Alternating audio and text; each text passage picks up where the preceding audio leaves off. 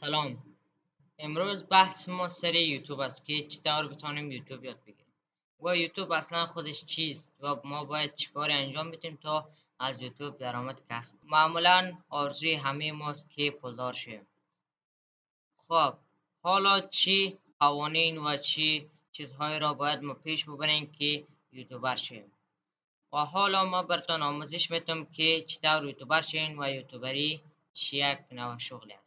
ما این جلسه را به 3 قسمت تقسیم کردیم که قسمت اولش که شما میخواین بیاین یوتیوب را بر اساس شغلتان مد نظر بگیرین و بخواین که پیش ببرینشه و یوتیوب به خاطر درآمد از یوتیوب بیاییم، یعنی بخوایم که از یوتیوب درآمد کنیم. اگر با این قصد شما داخل یوتیوب بیاین هیچ وقت هیچگاه نمیتونید پیشرفت کنید. حالا ما براتون یک راه حل را میگم که بتوانید زودتر پیشرفت کنید و ترقی بدهید. خب حالا بحث زیاد داره. یوتیوب پلتفرم جهانی است، خیلی تعداد بازدیدهایش هر روز بیشتر میشه و شما هم میتونید داخل پلتفرم یوتیوب با سادگی با یک موبایل با یک گوشی میتونید پیش ببرید. ما میخوایم چون که آموزش های خود را همراه موبایل پیش میبرم، به خاطر که بعضی دوستان کامپیوتر ندارن، لپتاپ ندارن، به همین خاطر میخوایم همراه موبایل پیش ببرم.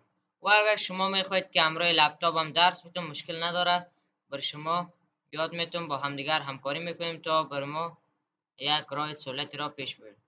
خب حالا مسئله ما بود سری یوتیوبر شدن.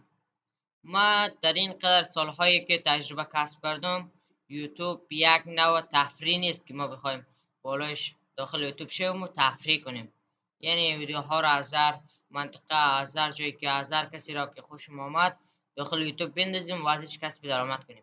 یوتیوب یک نوع شغل است که ما باید مکلف باشیم و کار انجام بدیم و همیشگی باشه. تو یک شاگرد مکتب هستی و میخوای که یوتیوبر شوی، میتونی یوتیوبر شوی، نصف روز بری مکتب، نصف روز بیای بیکار هستی و کارت را پیش ببری. اما این طور نمیشه که تو 3 ماه زمستان بخوای بری یوتیوبری کنی و بعد باقی سالها را بری دنبال تحصیلت و درس و چیزهای دیگر. خب بحث ما سری حالا بر شما گفتم که یوتیوب چه یک نوع شغل است که ما باید روزها، ماهها، سالها و یا دهها باید ما مشکلات پشت سر بگذاریم و این تو روزها شده که هیچ بازدید نمیگیره ویدیوتان. باز در ویدیوهای بعدی با هم صحبت میکنیم که چطور میتونیم بازدید ویدیوهای خود رو بالا ببریم، سابسکرایب بالا ببریم، نفر جمع کنیم، افراد جمع کنیم و غیره را بر شما یاد میدیم. خب حالا بریم بالای موضوع یوتیوب. خب حالا تو میخوای یوتیوبر شوی، خانه بیکار هستی اما امکانات داری، موبایل داری، کامپیوتر داری، وای فای داری و میخوای یوتیوبر شوی. خب درست است. خب حالا تو چیکار میکنی؟ چیکار کنی باید که یوتیوبر شوی؟ باید چی مراحل را پیش ببری؟ خب من یک چند تا راه حل برات میگم که میتونی پیش بری. من اولین ویدیوی من است که در مورد یوتیوب ضبط میکنم و میخوایم که در مورد پلتفرم های سوشال میدیا، یعنی که تمام پلتفرم های یوتیوب، اینستاگرام، تیک تاک، تمام از اینا رو میخوایم درس بدم 0 تا 100 تا درآمدزاییشه که شما هم میتونید همراه من پیش ببرین.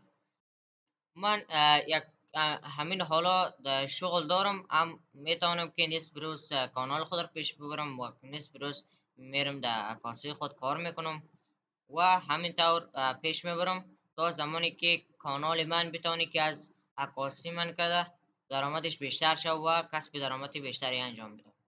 اول که شما باید اگر وقت زیاد دارین و یا شغل دیگری هم دارید مشکل نداره، نمیگیم که از شغلتان برین.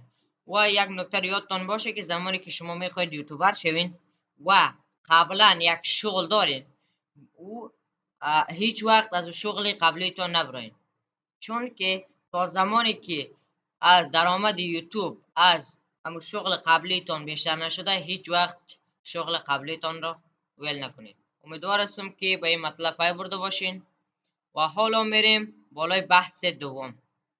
بحث دوم سر چیست؟ سری که اول ما باید چه چیزهایی را پیش ببریم. یوتیوب در اصل بود دیگر پلتفرم یعنی فیسبوک و تیک تاک و اینا رقابت داره. هر روز درآمد یوتیوب بیشتر شده رسه که کریترها را زیاد پول میته و کریترها هم زیاد شده و شما یوتیوبر شدن این قسم نیست که شما بخواین که یک روز بیاین و 10 روز بعد باز یک ویدیو دیگه آپلود کنین و ما یوتیوبر شدم و این درآمد میکنم. نه، من قبلا زمانی که اولین بار که یوتیوب